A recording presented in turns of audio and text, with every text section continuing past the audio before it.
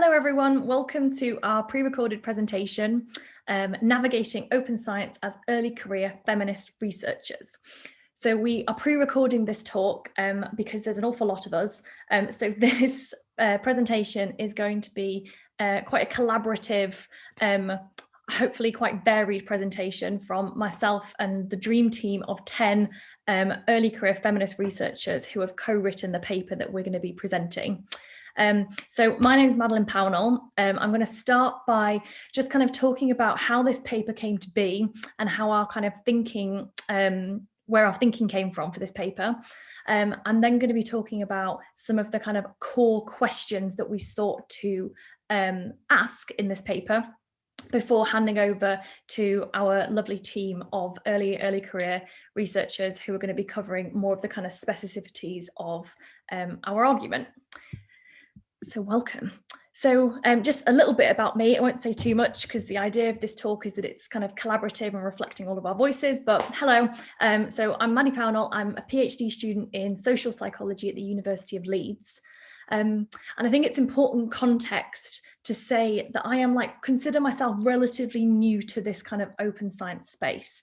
So I started off being relatively kind of skeptical or unsure about, is this something that I can do? Can I engage in these kind of tools? Do I have agency to do this kind of work? And have since been thoroughly converted.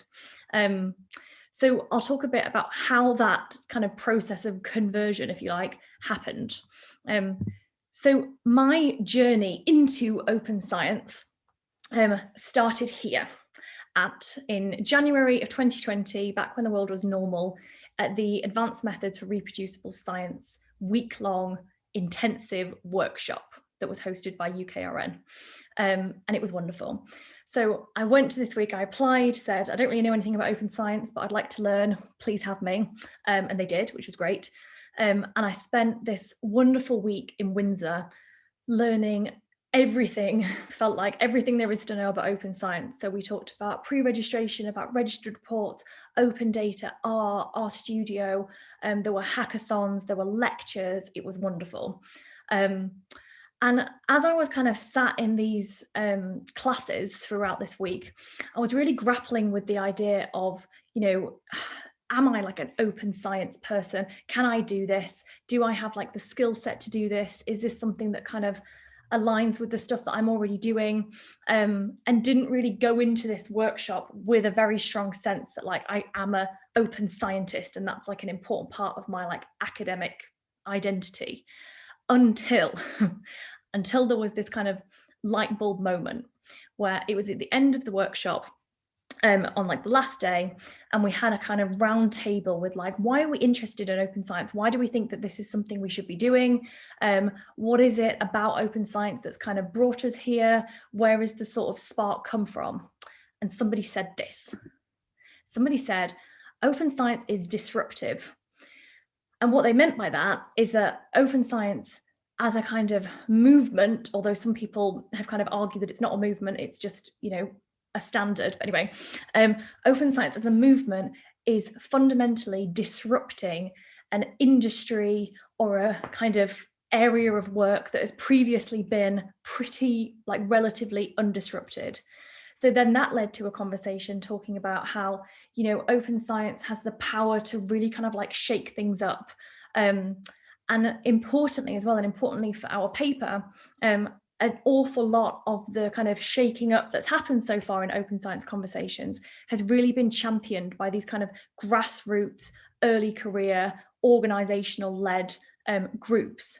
And it was at this moment I thought, this is something that I can get involved with. This is something that is really speaking to kind of the stuff that I like and the stuff that I think is important. So I would consider myself to be a critical feminist psychology. So I'm always very drawn to the idea about disrupting things that have previously gone kind of taken for granted. So then that got me to thinking, okay, so usually when I'm in this space in Windsor, in this particular venue, I'm there for the Psychology of Women and Equalities conference. And now I'm here in exactly the same space as an open science conference, and we're all kind of talking about similar things. We're talking about being disruptive, we're talking about rethinking the way things are done, we're talking about challenging norms.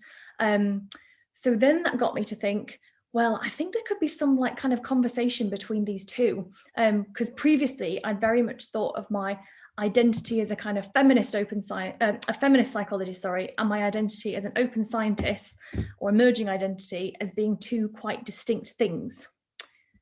So then that led, as all good things do, to a tweet.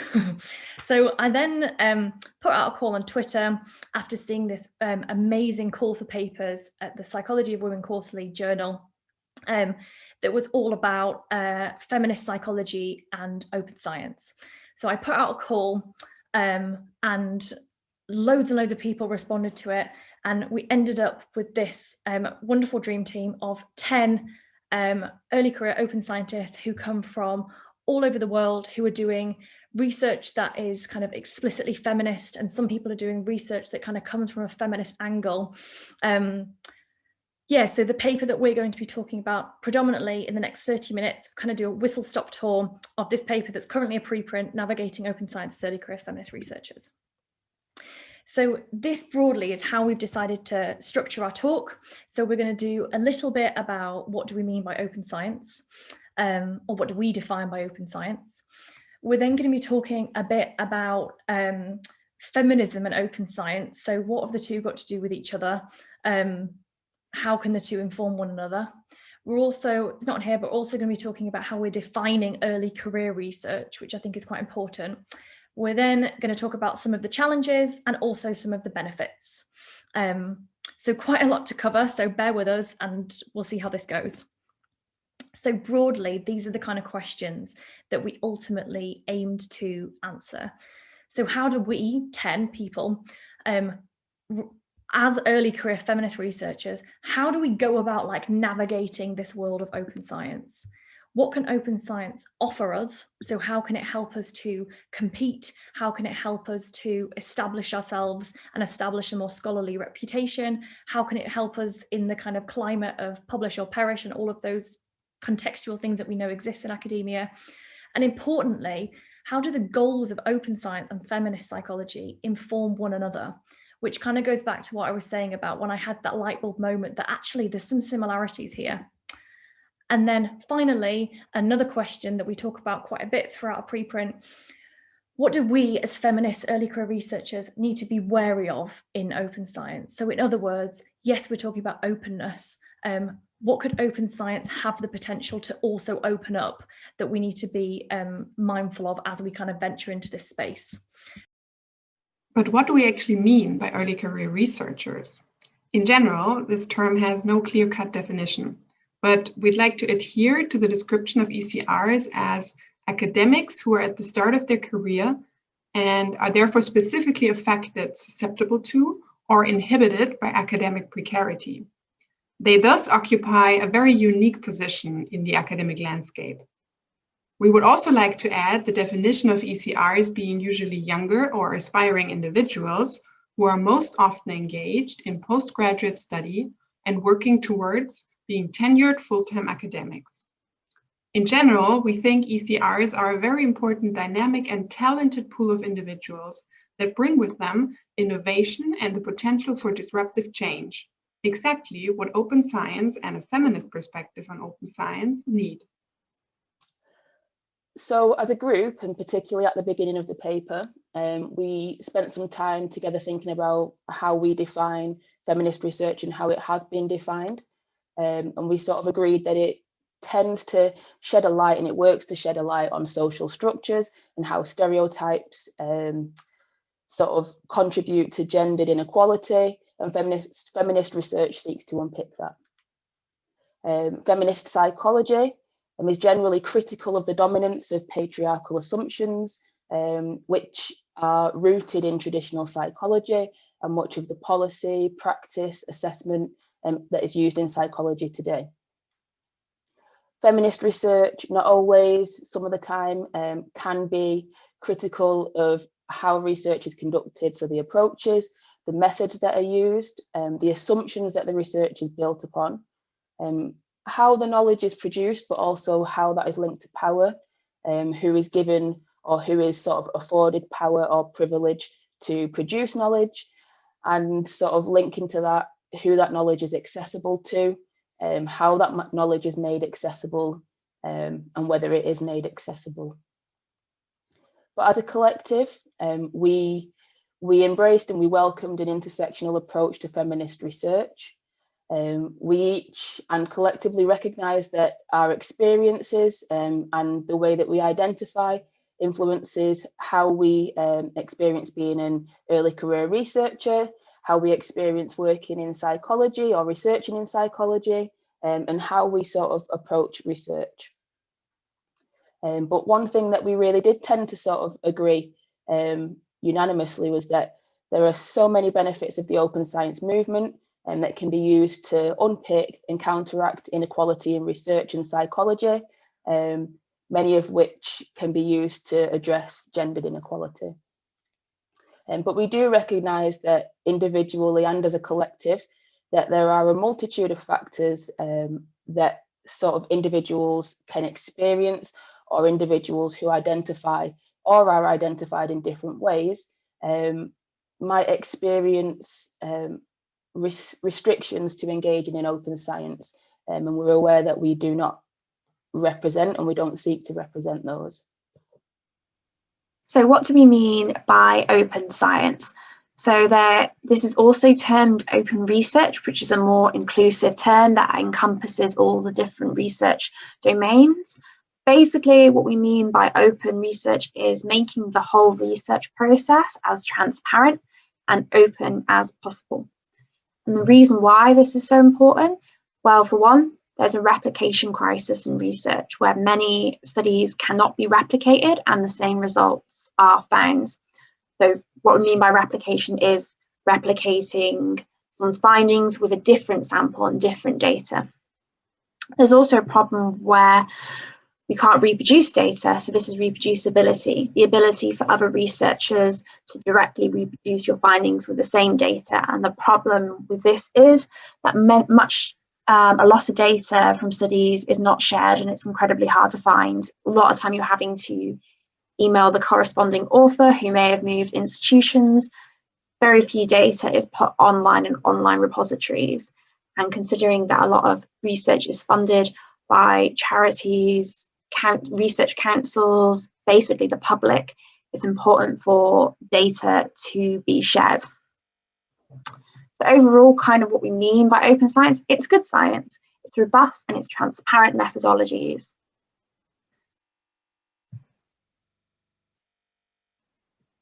And the reason why we need transparent research, well, if there isn't transparent research, then people can employ questionable research practices in their research. So for example, harking, which is hypothesizing after results are known. So this is changing your hypothesis to fit the results of your study. There's also p-hacking, which is running different analyses, statistical tests, basically until you find a significant result. And the problem with this is if you find a significant result, you'll find a significant result for anything eventually if you run enough statistical tests. There's also a problem with publication bias, which is where many studies with null results are not published. Journals want novel, new, and significant results, and these are the ones that tend to get published, which leads to a massive file drawer problem in research. So this is how open science can help with those questionable research practices. It's all about making everything in the research process as open and transparent as possible. For example, sharing materials from your study. If you share the materials, it will help so much with replication studies. There's also open data, so sharing open transparently and sharing your data, and it helps so much with reproducibility. Also open access, sharing your publication. A lot of publications are hidden behind expensive paywalls. Important that when you've created that research, that is accessible to be read by everybody. So there's many ways you can do this, but one is through preprints, which is, for example, putting your manuscript that you submitted to a journal online. You can put that online straight away and you get a reference and a DOI. And it's also about having open scholarship. We need a culture which welcomes openness and robust methods, which is what the open science community does so well. And so here's some examples for open science tools. I mentioned preprints before. There's also pre-registration, which is, for example, putting your document online, which outlines the objectives of your study and the analysis plan of your study. And you would put this online into an online repository before you've conducted the study. And the idea of this, it increases the transparency. It makes clear what your hypotheses are, so that avoids harking. It also makes clear what statistical tests you have planned, and that can really help reduce p-hacking. One step further than that is registered reports. So this is when you submit your introduction methods and analysis plan to a journal for peer review, and this is stage 1 peer review. And the idea being that the results of your study won't influence whether your study is published. Your study will be published regardless of the results found. Registered reports before have been found to massively increase the number of null result studies published. It's also important to have open data and code. One way is through open source tools like R, where if you use R to run statistical analyses, this code can then be shared with everybody. But it's also important, if you can, that the data should be made openly available for everyone to access. And there's also the collaborative approaches to science, such as open peer review, also credit statements, which is specifying who everyone in the manuscript has, what they've contributed to it, so who was in the development stage, who ran the analysis, who wrote the manuscript. It really helps to recognise everyone's individual achievements in the manuscript. So overall, the best way to view research is be as open as possible, but also as closed as necessary. As I've mentioned, especially with open data, not everything can be shared. That is because of ethical restrictions. You also do have to take that in consideration with sensitive data. So you've just got to look at making everything as open as you possibly can. So based on what we know about open science and now what we know about feminist psychology, then our initial thought when we were kind of talking about or thinking about how these two can be related to one another is that actually they're sharing quite a lot of the ideas. So for example, open science and feminist psychology both have a fundamental concern for reappraising or rethinking the kind of dominant norms of knowledge, power, inquiry, how we do science. So on paper and in theory, it makes quite a lot of sense that open science and feminist psychology are kind of talking to one another because some of the values that they have, both of the kind of schools of thought share. So for example, I think it could be really well argued that open science is something which is an inherently feminist thing. So for example, as Kelly talked about, the emphasis on having things open access and of having like open access to information, it kind of destabilizes power insofar as it democratizes access to knowledge. So open science, open scientists, if you kind of want to use that term, and feminist psychologists both believe ultimately that knowledge should be widely accessible. Similarly, both open science and feminist psychology has been really championed by kind of grassroots movements. So really values the kind of almost like the voice of the underdog. So in a way that they both kind of have this value about rethinking structures, so rethinking hierarchies. And that is kind of linked to this idea how both open science and feminist ways of doing psychology really value the idea of working together, collegiality, collaboration. So we can see this in, for example, the like many labs or team science endeavors that happen in open science. We can also see this through the more kind of epistemological ways that feminist psychology values collegiality. So because of this, then one of the things that we initially started thinking about is how open science and feminist psychology both fundamentally encourage a critical approach. So they both encourage, although they're doing it in very slightly different ways, or in sometimes quite different ways, that they are both fundamentally trying to encourage psychologists to rethink, reappraise, or kind of reconstruct some of the stuff that psychologists typically take for granted in their work. So our initial thought was that open science is something which is inherently a feminist thing. It's aligned with the values of feminism. To date, the principles and practices of feminist psychology have been marginalized historically from mainstream psychology. And this is particularly problematic for ECRs in this field who are less equipped to destabilize the existing mainstream norms of research. This further leads to ongoing grapples of power as conservative academics then attempt to maintain their status quo and silence or minimize the effects of younger and more critical feminist research. Additionally, feminist epistemologies are concerned with lived experience and they typically use qualitative or creative approaches.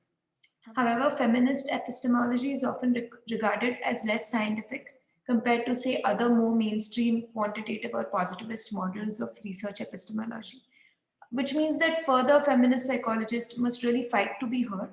And so it is really imperative that open science remains sensitive to these issues and challenges which are encountered by feminist ECRs. A further barrier to engagement with open science as a feminist ECR is a culture of increasingly abrasive and competitive online debate and open science conversations. These are colloquially referred to as bropen science and demonstrate how open science spaces are typically still governed by white, male, Western values and voices, which obviously largely disadvantages minority groups and inhibits their participation.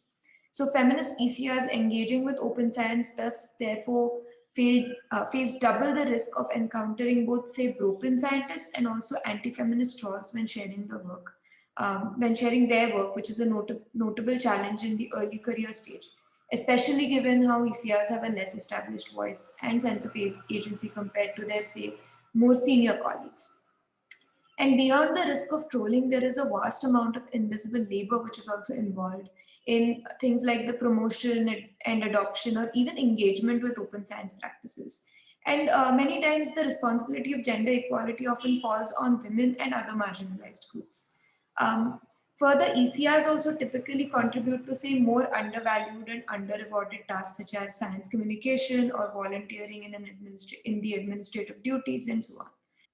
And so feminist ECRs specifically may be likely to sacrifice their own career gains in order to help others, especially given how this group is marginalized, but also given how an ethics of care governs feminist scholarship. Additionally, the question arises of whether open science is in itself accessible or open to all. For instance, researchers in the global south face really unique challenges of infrastructure and access. And it is important to remember that we should consider open science and feminist research from multiple vantage points and perspectives. For instance, in sharp contrast to Western practices, ECRs in the global south have an inability or show an inability to share their data. And this can be because of a lack of incentives or resources, and sometimes can also be explained due to a history of exploitation by Western scholars. Until open science can be fully open and accessible to researchers from all research epistemologies, career stages, and also different geographical locations, its impact will be notably limited. Additionally, ECRs also face the challenge of being in a world governed by others. To give an example, ECR's capacity of collaboration or their collaborative projects are often governed by their supervisors and senior colleagues who may not fully endorse open science practices. Given that feminist research is intrinsically concerned with gender equality as well, open science practices may also respond to this concern by buffering against some of the gendered inequalities present in academia. Attempts at leveling the playing field through open science culture shifts are particularly useful for ECRs and feminist ECRs who may not have the access to the inside knowledge or what is known as the hidden curriculum of academia. Early career feminist researchers are one group who will be negatively impacted by the current open science approach.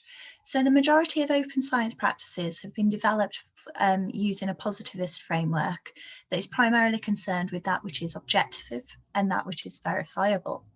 And this doesn't really make sense when we apply it to qualitative research. And one key issue is the translation of open data principles to qualitative work, which creates risks when by making participants potentially identifiable. Now, feminist work in particular often focuses on vulnerable populations, such as survivors of violence, sex workers, and women in precarious housing. So making such data open could therefore create safety and legal concerns for these participants. But then if we think about early career researchers working in this space, if their research doesn't necessarily fit within the current open science framework, then this has direct ramifications for their careers, because their work by default is positioned as less rigorous and therefore is seen as less fundable and less publishable. So in light of concerns that we've discussed about the marginalization of feminist scholarship, we would like to suggest that open science may be a useful ally to feminist early career researchers because it can facilitate participation in academic spaces. Open science practices are typically based on collaboration and on inclusivity, and they can offer practical benefits for ECRs, such as increased citation rates or increased employability. These benefits are obviously not exclusive to feminist ECRs, but they can help level the playing field. For example, when it comes to credit, women currently do receive less citations than men, and they're less likely to be senior authors on publications. And ECRs do often report experiences of others taking credit for their work.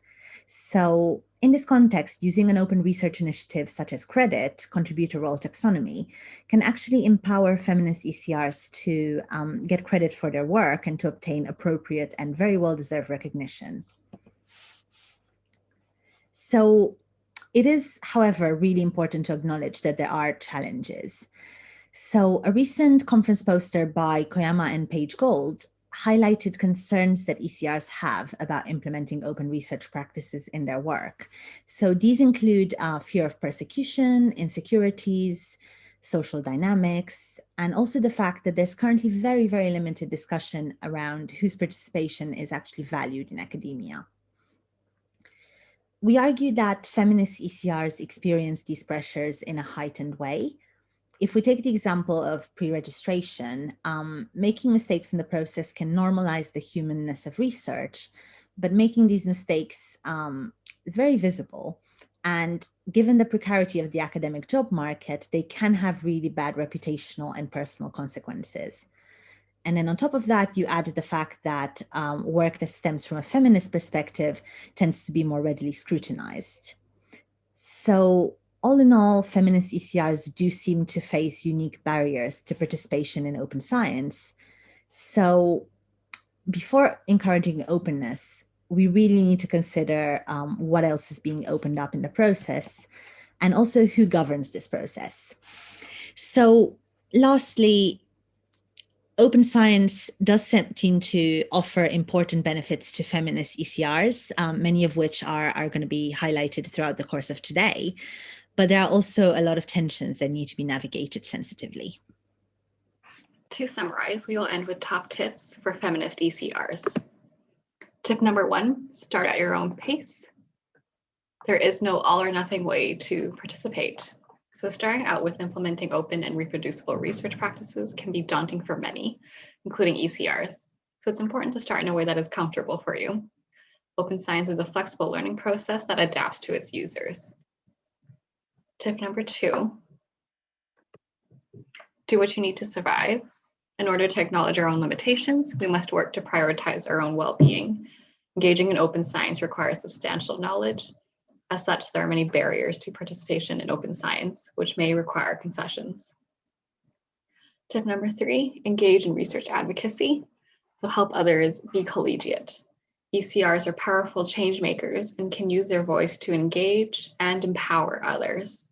Questioning the current system is good, but challenging it is even better. Tip number 4, be as open as possible. So not all data can be open. Not all data should be open. ECRs should consider whose story is central to their research and who is credited for this knowledge production.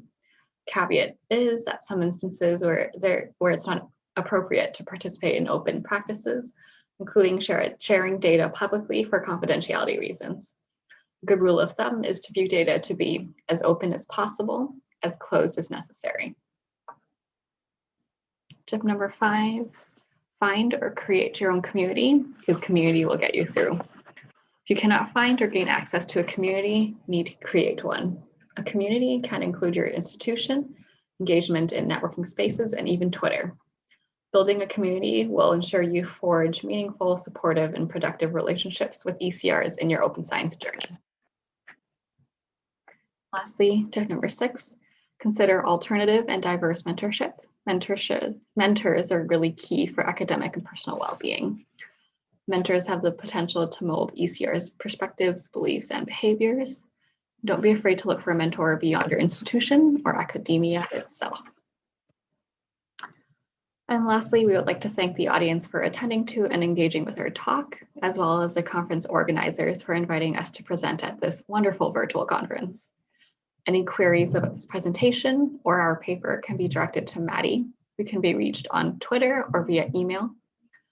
Lastly, we would like to send a quick shout out to the dream team of Open Science Feminist ECRs. This was a huge team effort, and thank you again for attending this talk.